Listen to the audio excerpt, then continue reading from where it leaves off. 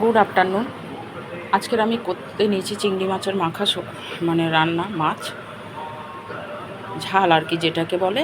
আর নোয়াখালীর দেশে বলে ওরা কড়াইতে দিয়েও এটাকে মেখে বসানো, মানে ওদের হচ্ছে পাতুরি। সেটাই আজকের আমি করছি, কড়াইয়ের পাতুরি চিংড়ি মাছের।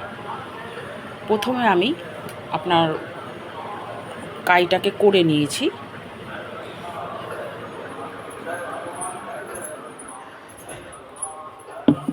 করে নিয়ে চিংড়ি মাছটাকে রেখেছি। এবারে কাইটা আমি ঢেলে দেবো। কাইতে দিয়েছি আপনার যেটা মাখা মাখা করে ওদের পাতুরি কড়াইয়ে তৈরি হবে। আবারও বলছি, এটা কিন্তু নোয়াখালী দেশের কড়াইয়ের পাতুরি, এরা খুব খায় এটা। এবারে এটাকে আমার এই মাখা মাখাটাকে বাটাটাকে তৈরি করতে লেগেছে চাল মগজ, একটু দই, একটু পেঁয়াজ, আদা। দেখতে পাচ্ছেন তো চিংড়ি মাছের পরিমাণটা খুবই অল্প। আদা, কাঁচা লঙ্কা, লবণ, মিষ্টি, হলুদ।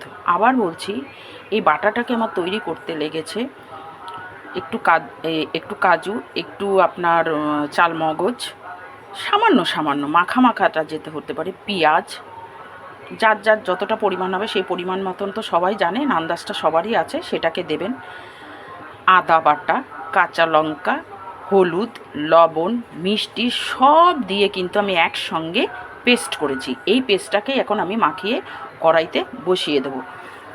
কারণ হচ্ছে এটা হচ্ছে আপনার, আবারও বলছি, এটা নোয়াখালী দেশের কড়াইয়ের পাতুরি চিংড়ি মাছের। এটা পাতায় একটা ধরনের পাতুরি হয়, এটা হচ্ছে ওদের কড়াইয়ের পাতুরি। প্রথম আমিও এসে সত্যি হেসেছিলাম বিয়ের পরে, কিন্তু ওই যে শ্বশুরবাড়ির নিয়মেতেই মেয়েরা তো সব কিছু করে, বা করেছিও তাদের ভালো মন্দ খাওয়ার জন্য, সেটা এখনও একটু করে দেখাচ্ছি, আর কিছুই না। ঠিক আছে, কড়াইতে। আর মেন কথায়, এটা রান্না হবে কিন্তু সর্ষের তেল দিয়ে। এই যে সর্ষের তেলটা আমি কিন্তু কড়াইতে অলরেডি গরম করতে দিয়ে দিয়েছি। ছোটো কড়াই আমার, ছোটো কড়াইতেই করছি। এসব কড়াইতেই রান্নাগুলো ভালো হয়। এবার আমি মেখে তারপরে আমি কড়াইতে দিয়ে দেবো।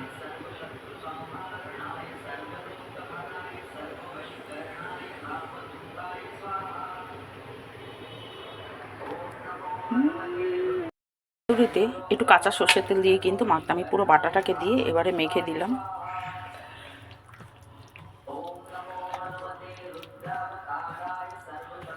তেল গরম হয়ে গেছে, আমি কড়াইতে ছেড়ে দেব চিংড়ি মাছের কড়াইয়ের পাতুরি। তাহলে আমাদের পাতুরি করতে লাগছে চিংড়ি মাছ, কড়াইয়ের পাতুরি চিংড়ি মাছের পাতুরি করতে লাগছে চিংড়ি মাছ।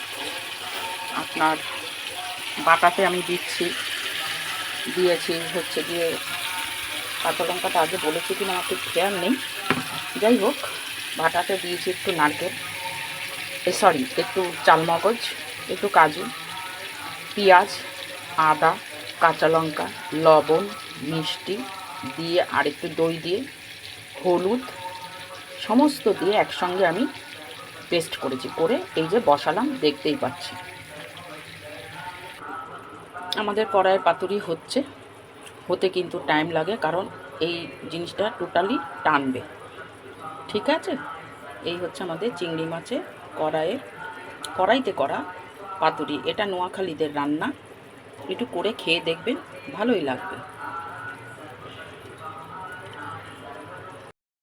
চিংড়ি মাছের পাতুরি আমার কড়াইতে হয়ে গেছে।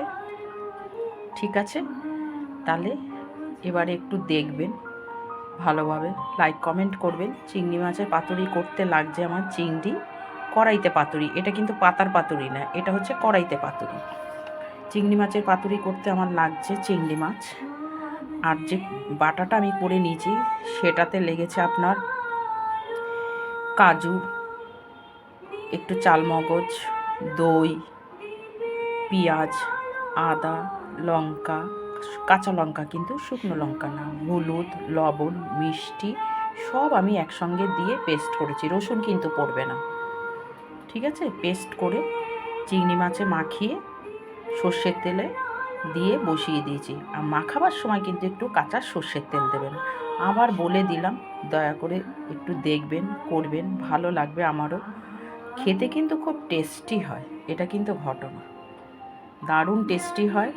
আর ভাত দিয়ে দারুণ লাগবে, পোলাও দিয়েও ভালো লাগবে, যেটা দিয়ে মনে করবেন খাবেন। এটা হচ্ছে নোয়াখালীর দেশে চিংড়ি মাছের কড়াইতে পাতুরি।